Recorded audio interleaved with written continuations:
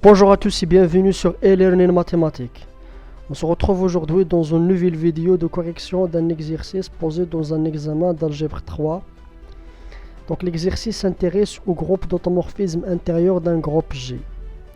Alors étant donné un groupe G multiplicatif d'éléments neutres E, pour tout G dans G on note fg l'application de G dans G tel que quel que soit x dans G, fg de x est égal à gx g-1. La première question, donc on nous demande de vérifier que fg c'est un automorphisme de G. Pour la deuxième question, on nous demande de montrer que l'ensemble des automorphismes intérieurs, c'est-à-dire int G, est un groupe distingué dans le groupe des automorphismes de G.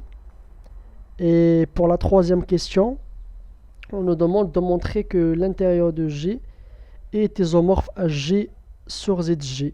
Groupe quotient G sur ZG avec G sur le centre de G. Alors avant de regarder la correction, je vous encourage très vivement d'essayer de faire la totalité des questions avant de regarder le corrigé.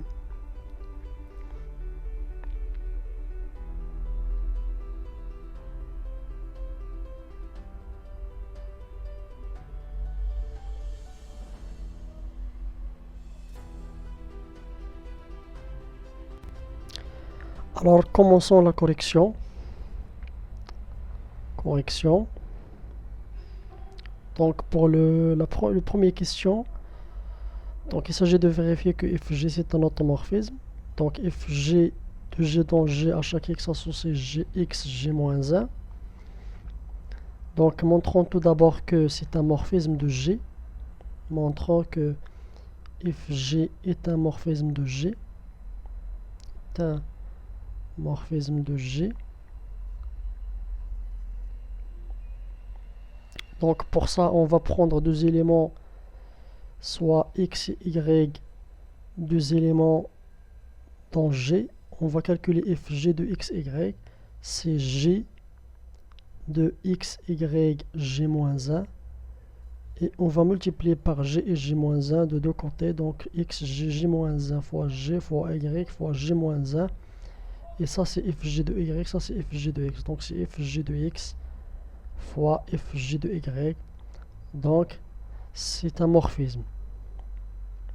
Ensuite on va montrer que c'est une bijection, donc il est inversible. Montrons que fg est inversible.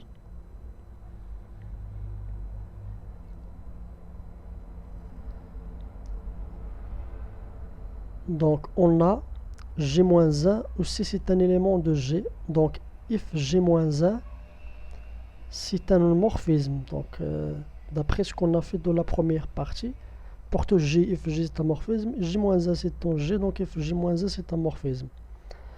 Donc maintenant soit x un élément dans G, alors on va calculer fg rang fg-1 de x, et on va trouver que si fg de g-1 fois x fois g est égal à g appliqué à g-1 fois x fois g-1, et donc c'est x. Ensuite on va combiner de l'autre côté, donc c'est fg-1 rond fg de x, on va trouver qu'il est égal à x. Donc de la même manière c'est g-1 gx g-1 g c'est x. Donc on a trouvé que fg est inversible et que son inverse c'est fg-1. C'est-à-dire que fg-1 c'est f de g-1. C'était pour la première question. Pour la deuxième question, donc on note donc fg appartient à l'automorphisme de G. Donc ça pour vous dire que finalement l'intérieur de G, c'est-à-dire l'ensemble des automorphismes de la forme fg, il est inclus dans l'ensemble des automorphismes de G. Donc on a d'après la première question, int de G il est inclus dans hôte de G, c'est-à-dire pour tout morphisme de la forme fg, c'est un automorphisme. Maintenant, il s'agit de montrer que c'est un c'est un sous-groupe. Donc, montrons que l'int de G est un sous-groupe de groupe des automorphismes de G. Associé, donc muni de la loi de composition interne, composition des morphismes.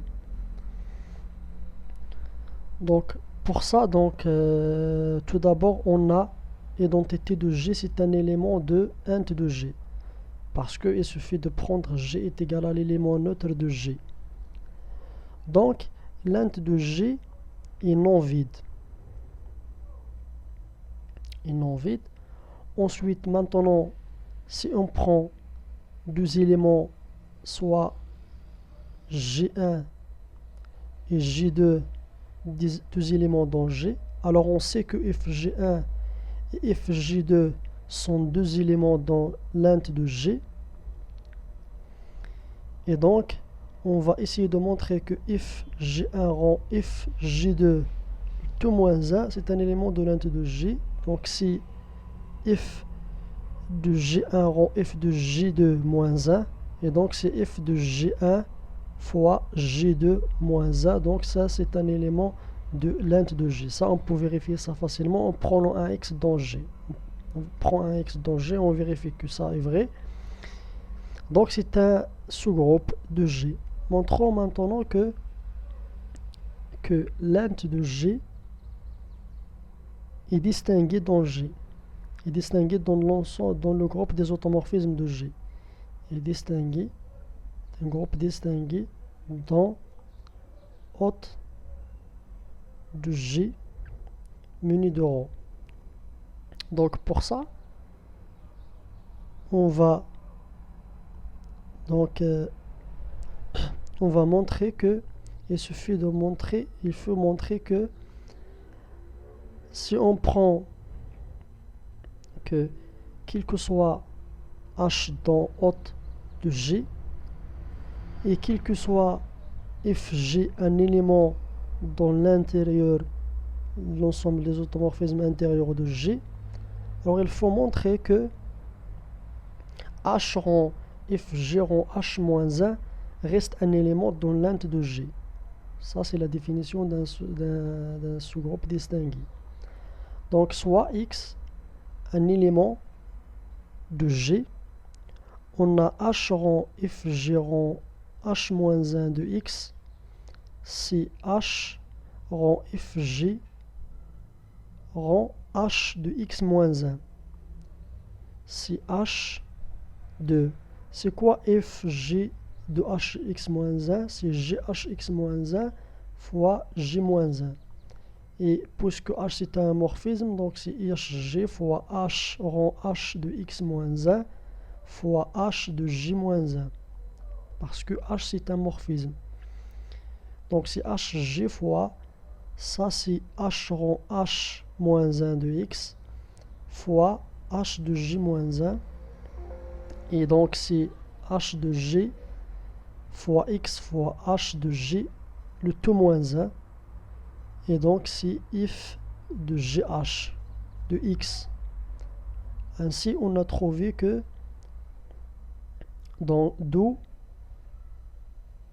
le résultat, parce que donc if GH c'est un élément de l'int de G. Pour la troisième question, donc il suffit d'exhiber ce morphisme de G à valeur dans l'int de G, donc qui à chaque G on associe f de G. Par construction de l'int de G, son morphisme c'est surjectif, donc on va montrer que c'est un morphisme, donc c'est évident que c'est un morphisme. Ensuite on va calculer le noyau de phi, c'est l'ensemble des G appartenant à G tel que Fg est égal à l'identité, c'est-à-dire l'élément neutre de l'ensemble des automorphismes intérieurs de G, c'est l'identité.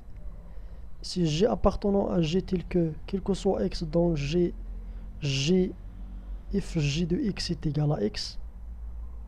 Si l'ensemble des G appartenant à G tel que, quel que soit X dans G, Gx G-1 est égal à X. Donc si l'ensemble des G appartenant à G, tel que quel que soit x dans G, G de x est égal à xg. Donc c'est le centre de G. Ainsi, maintenant, on peut appliquer donc le deuxième théorème des isomorphismes. Donc, d'après le théorème des isomorphismes, le deuxième,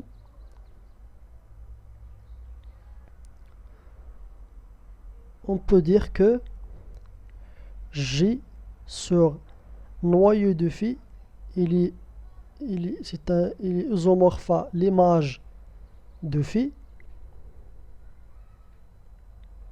Et donc, c'est G quotienté par ZG qui est isomorphe à l'int de G parce que c'est un morphisme, parce que phi c'est un morphisme qui est surjectif par construction.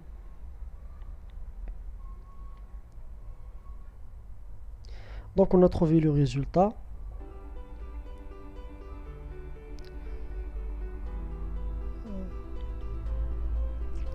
C'est tout pour cette vidéo, donc je vous souhaite très bon courage et à la prochaine vidéo dans e-learning mathématique.